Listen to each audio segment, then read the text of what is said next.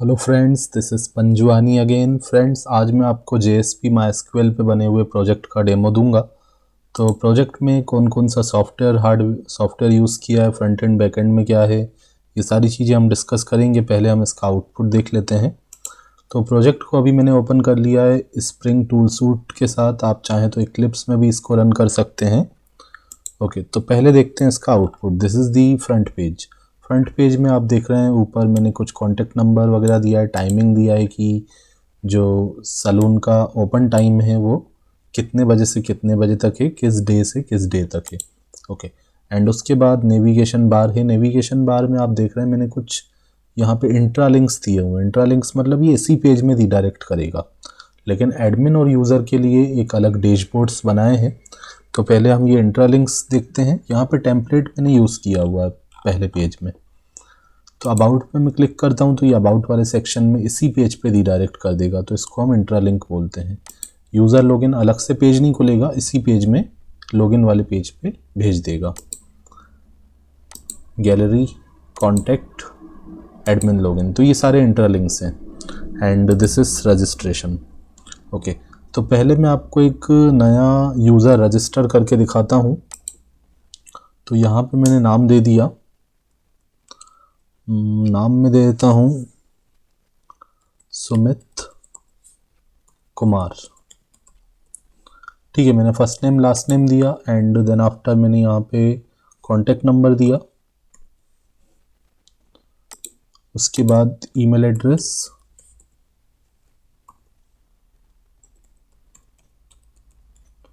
Password and then after हमें एक ID number enter करना है। वो आईडी नंबर आपका या तो आधार आईडी रहेगा या पेन आईडी या वोटर आईडी या लाइसेंस आईडी। तो आईडी हम एंटर करेंगे फॉर वेरिफिकेशन। तो यहाँ पे मैंने ये सिस्टम रखा है कि यूज़र रजिस्ट्रेशन के बाद डायरेक्ट लॉगिन नहीं कर पाएगा, पहले उसका स्टेटस जो है पेंडिंग रहेगा। आफ्टर दैट एडमिन उसको एक्सेप्ट या रिजेक्ट करेगा। अगर एक्सेप्ट करता है तो ही यूज़र का लॉगिन हो पाएगा। तो यहाँ पे मैं एक आईडी दे देता हूँ।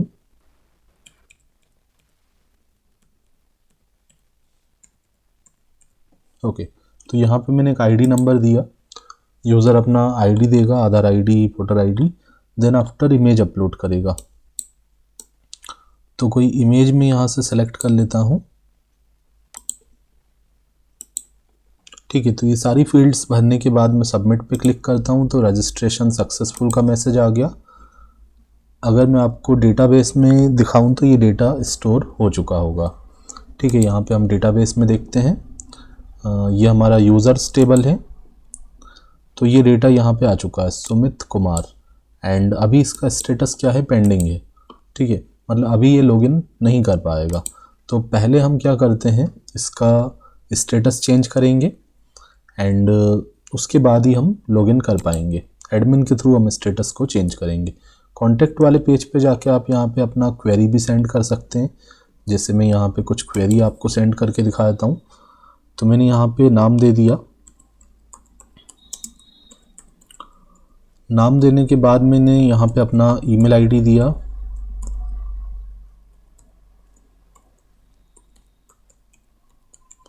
आफ्टर दैट हमने यहाँ पे एक सब्जेक्ट एंटर कर दिया। तो सब्जेक्ट में यहाँ पे दे देता हूँ होम सर्विस।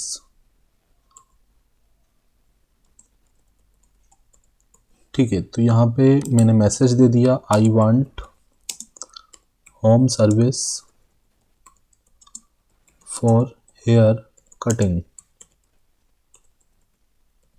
ठीक है, जो भी आपका क्वेरी हो वो आप यहाँ पे लिखोगे। सेंड मैसेज कर दिया। तो मैसेज हमारा सेंड हो चुका है। एडमिन से लॉगिन करके मैं आपको दिखाऊंगा। ओके, तो एडमिन से कर लेते हैं लॉगिन। तो यहाँ पे मैंने नाम दे दिया एडमिन एंड पासवर्ड भी दिया एडमिन। ये मैंने डेटाबेस में स्टोर करके रखा है। तो नाम और पासवर्ड देने के बाद हम लॉगिन पे क्लिक करते हैं तो लॉगिन सक्सेसफुल हो गया। एंड अब हमारा ओपन हो चुका है एडमिन वाला सेक्शन। ठीक है, this is the admin section. ठीक है, एडमिन सेक्शन समझाने से पहले मैं आपको बता देता हूँ यूज़र सेक्शन। ओके, पहले तो एडमिन सेक्शन में हमें एक्सेप्ट करना पड़ेगा, इसीलिए एक बार हम एडमिन सेक्शन को भी देख ही लेते हैं। ठीक है, क्योंकि यूज़र का लॉगिन तभी हो पाएगा जब एडमिन उसको एक्सेप्ट करेगा। तो ये एडमिन का डैशबोर्ड आ रहा है एंड सबसे पहले मैं जाता हूँ यूज़र के अंदर, रिक्वेस्ट न्यू यूज़र। जो भी नए रजिस्ट्रेशन की रिक्वेस्ट आई है वो हमें यहाँ पे डिस्प्ले होगी। अभी इन सब का स्टेटस क्या है, पेंडिंग है, तो ये रिक्वेस्ट न्यू यूज़र के अंदर आ रहे हैं एंड जिनका स्टेटस एक्सेप्ट हो चुका है वो हमारे एक्सेप्टेड यूज़र वाले सेक्शन में आपको यहाँ पे डिस्प्ले हो रहे हैं। ऑल यूज़र में सभी यूज़र दिखेंगे, चाहे वो एक्सेप्टेड हो, रिजेक्टेड हो। ओके, तो रिक्वेस्ट न्यू यूज़र में जाके अभी हमने जो रजिस्ट्रेशन किया था उसका स्टेटस मैं यहाँ पे चेंज कर लेता हूँ। तो मैंने इसको एक्सेप्ट करके सबमिट कर दिया, तो इस स्टेटस अपडेट हो गया। हम चाहें तो इसको रिजेक्ट भी कर सकते हैं। ठीक है, यूज़र को एक्सेप्ट या रिजेक्ट किया जा सकता है। एक्सेप्ट होगा तो लॉगिन हो पाएगा। ओके, तो जैसे ही मैंने एक्सेप्ट किया तो न्यू यूज़र रिक्वेस्ट में वो हट चुका है। अब वो कहाँ आ चुका है, एक्सेप्टेड वाले यूज़र्स में, उस एक्सेप्टेड यूज़र वाली लिस्ट में हमारा रिकॉर्ड आ चुका है। ओके, एंड यहाँ पे अगर मैं कुछ और चीज़ें आपको डिस्प्ले करूँ, दिस इज़ दी डैशबोर्ड। अगर कोई भी नया अपॉइंटमेंट आएगा तो वो आपको यहाँ पे डिस्प्ले होगा कि कितने न्यू अपॉइंटमेंट आए हैं। ठीक है, कंफर्म अपॉइंटमेंट कितने हैं, ऑल अपॉइंटमेंट कितने हैं। कंफर्म अपॉइंटमेंट मतलब जिसका स्टेटस एक्सेप्ट किया जा चुका है। एंड एड सर्विस में आप सर्विस ऐड कर सकते हो, कौन कौन सी सर्विसेज आप प्रोवाइड करते हो सैलून में। ठीक है, तो मैंने ये कुछ 9 सर्विसेज यहाँ पे ऐड कर दी, आप और भी ऐड कर सकते हो। मैं आपको करके भी दिखाता हूँ। ऐड सर्विस पे गए, फॉर एग्ज़ाम्पल मैंने यहाँ पे कुछ सर्विस का नाम दिया एंड प्राइस दे दिया, उसके बाद एक इमेज दे दिया। तो कोई भी मैं इमेज सेलेक्ट कर सकता हूँ। आपको समझाने के लिए मैं कोई एक इमेज सेलेक्ट कर लेता हूँ।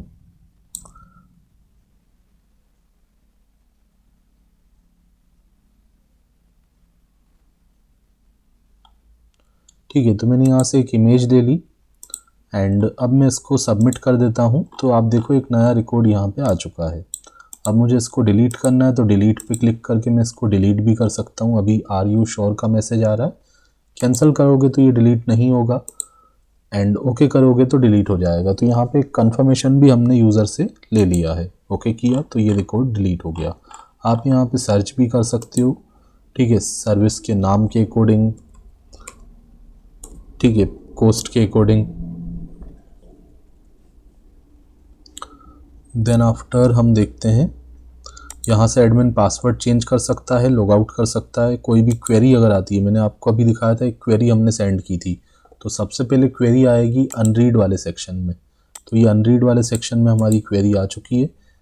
तो जैसे ही हम इसको व्यू करेंगे तो ये हमारी क्वेरी कहाँ चले जाएगी, रीड वाले सेक्शन में चले जाएगी।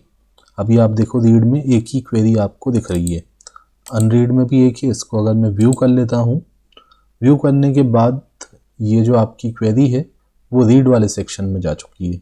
आप अगर यहाँ देखेंगे तो यहाँ पे 2 क्वेरी आ गई और अनरीड वाले में अब कुछ भी नहीं है। तो पहले कोई भी न्यू क्वेरी आएगी तो वो अनरीड में जाएगी, देन आफ्टर जैसे ही उसको व्यू कर लेंगे तो रीड में आ जाएगा। ओके, यहाँ से आप डिटेल देख सकते हो एंड डिलीट करना है तो यहाँ से हम डिलीट भी कर सकते हैं। ओके, बाकी यूज़र मैंने आपको दिखाया, पहले रिक्वेस्ट आएगा, फिर एक्सेप्ट या रिजेक्ट होगा एंड ऑल यूज़र में सभी यूज़र दिखेंगे।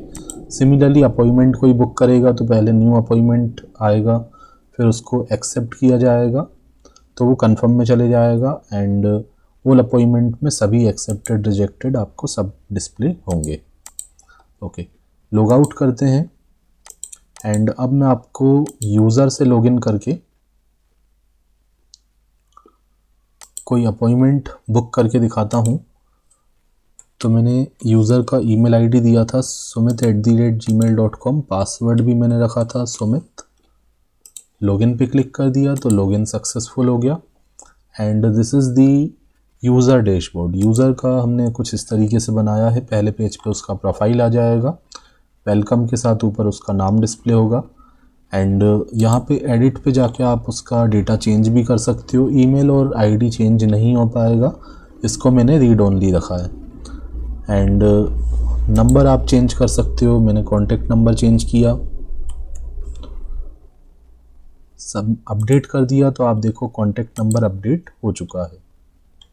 एंड देन आफ्टर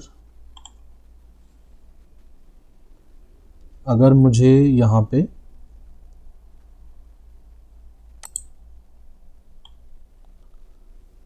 ठीक है, आप देखो कॉन्टैक्ट नंबर अपडेट हो चुका है। अगर मुझे इमेज चेंज करना है तो उसके लिए मैंने एक अलग पेज बना दिया है, यहाँ से हम इमेज को भी चेंज कर सकते हैं। ओके, तो यहाँ पे मैं अगर कोई नया इमेज ले लेता हूँ, आप देखो मैंने यहाँ पे इमेज ले लिया।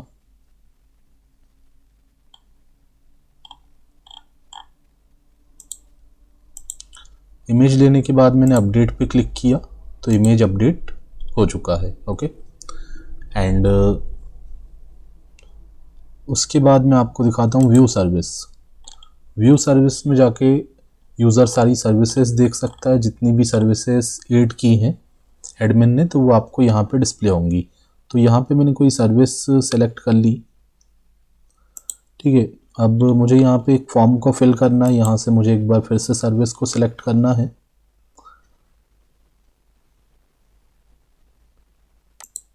ठीक है, तो मैंने सर्विस को सिलेक्ट किया, देन आफ्टर मैंने अपॉइंटमेंट को सिलेक्ट किया कि हमें किस डेट के लिए अपॉइंटमेंट बुक करना है, ये सर्विस हम कब लेना चाहते हैं।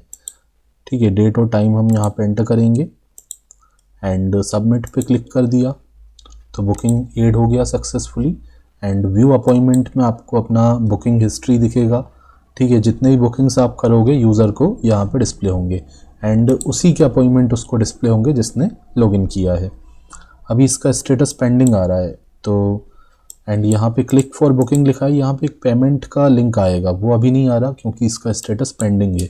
जैसे ही स्टेटस एक्सेप्ट हो जाएगा तो यहाँ पे आप देखोगे पे नाउ का ऑप्शन आ जाएगा।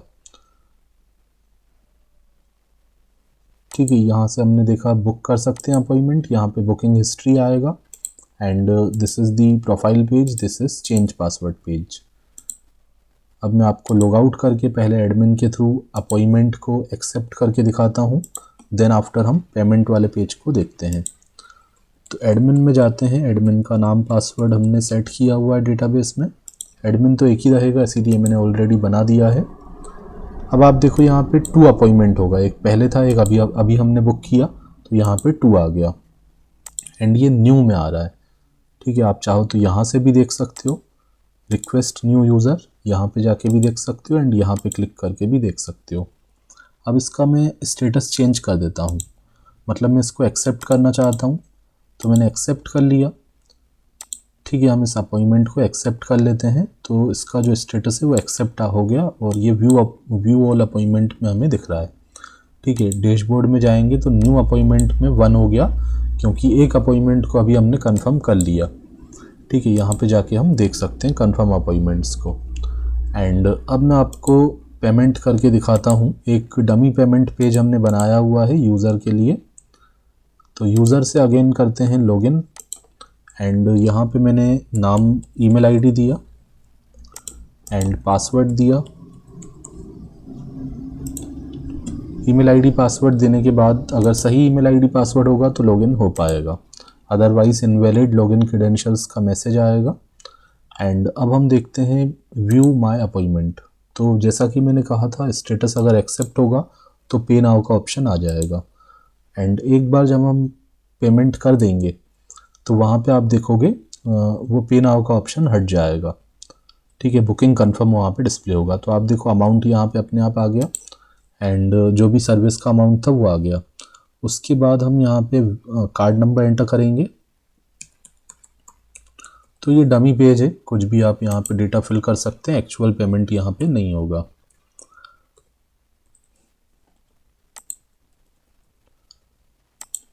पेमेंट पे क्लिक किया तो आप देखो payment successful, now your booking are confirm and यहाँ पे बुकिंग कंफर्म का मैसेज आ गया। अब हम हमारा स्टेटस भी एक्सेप्ट है और बुकिंग भी कंफर्म हो चुका है, मतलब पेमेंट भी हो चुका है। ओके, लॉग आउट करते हैं। फ्रंट पेज एक बार आप फिर देख लीजिए, स्लाइड करके मैं दिखा देता हूँ, कुछ इस तरीके का हमने बनाया है। मैप वगैरह सब आप कोड में जाके चेंज कर सकते हैं, गूगल मैप लगा हुआ है। नीचे फुटर दिया है, ये भी आप पहले पेज में index.jsp वाले पेज में ये सारी चीज़ें आपको मिल जाएंगी। Okay, so this is the simple hair salon management system project. And software जो मैंने यूज़ किए हैं, आपको पता है ये जावा का प्रोजेक्ट है, तो जेडी के आप हमेशा यूज़ करते हो जावा के लिए। एंड स्प्रिंग टूल सूट का मैंने यहाँ पे यूज़ किया है। आप इक्लिप्स में भी इसको ओपन कर सकते हैं, रन कर सकते हैं। डेटाबेस के लिए मैंने माइस्क्यूएल यूज़ किया है, तो माइस्क्यूएल की जो सॉफ्टवेयर मैंने यूज़ किया है वो ज़ैम्प है। आप चाहें तो माइस्क्यूएल के लिए माइस्क्यूएल वर्कबेंच का भी यूज़ कर सकते हैं। आउटपुट के लिए कोई भी आप ब्राउज़र यूज़ करेंगे। एंड सर्वर मैंने टॉमकेट यूज़ किया है। फ्रंट एंड बैक एंड की अगर बात करें तो डिज़ाइनिंग के लिए HTML CSS बूटस्ट्रैप जावास्क्रिप्ट का यूज़ किया है। बैकएंड में जो लॉजिकल कोड है वो JSP का है। एंड डेटाबेस हमारा MySQL है। अगर आप इस प्रोजेक्ट को परचेस करना चाहते हैं तो आप मुझे कांटेक्ट कर सकते हैं। This is my contact number. Project का प्राइस वगैरह सब डिटेल आपको मेरी वेबसाइट पे मिल जाएगा, और भी जो अवेलेबल प्रोजेक्ट्स हैं उनका डिटेल भी आपको मिल जाएगा। Thanks for watching.